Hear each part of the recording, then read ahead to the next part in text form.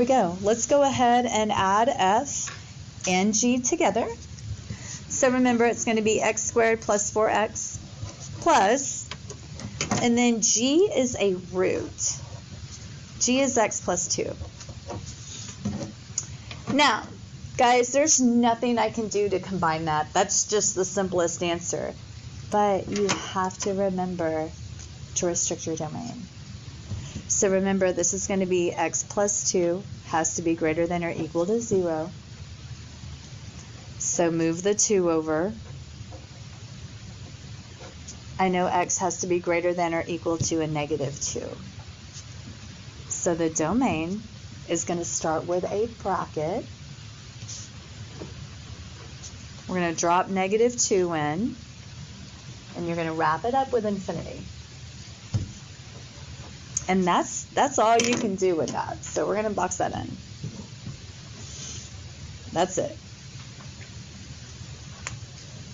Okay. So over here for b, we're going to take this one and subtract it from that. Both of those are regular expressions. I don't need to restrict the domain or anything. I just have to remember to distribute the negative. So let's copy down the first one again. So we're going to write x squared plus 4x minus,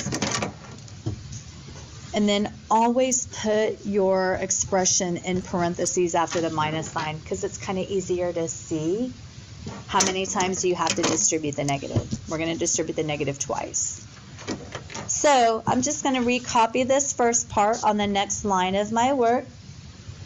And then when we distribute, guys, it's just going to be a negative 3x plus 5.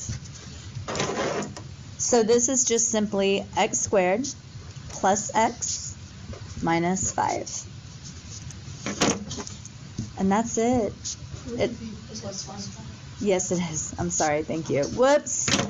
I need to bring down my plus 5. Thank you very much. And it's just negative to positive infinity because it's just a regular trinomial. Regular polynomials is what we ended up working with there. Okay. Now let's multiply and divide. All right, so for letter C, we're going to take f, which I wrote second by accident, and we're going to multiply it by h. So f is going to be x squared plus 4x.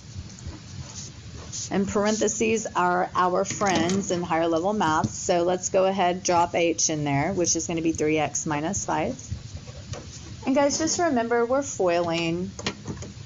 So be careful when you combine like terms. Watch out for your exponents.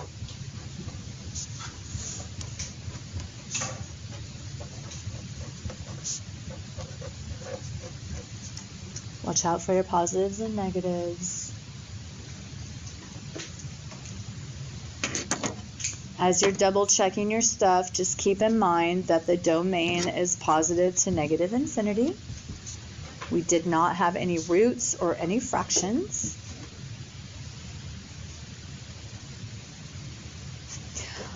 Okay, so our final answer is going to start out with 3x to the third, and we're just going to combine those two. That's really all we can do. And then don't forget to bring down your minus 20x. And that's it.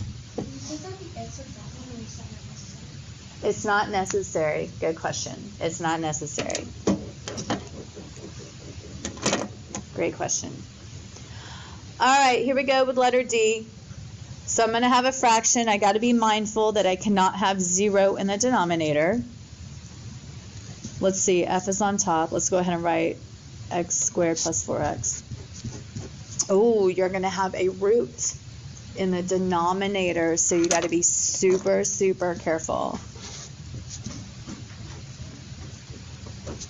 So speaking of a root, it does have to be positive, but remember, I can't make it equal to 0, y'all, because it's under the fraction bar.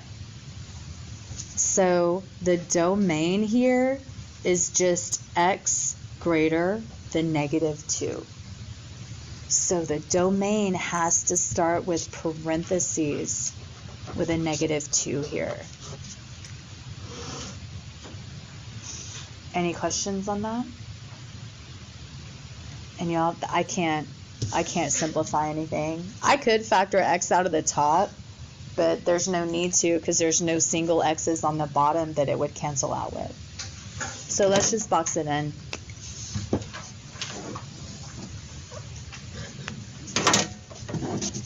Okay, so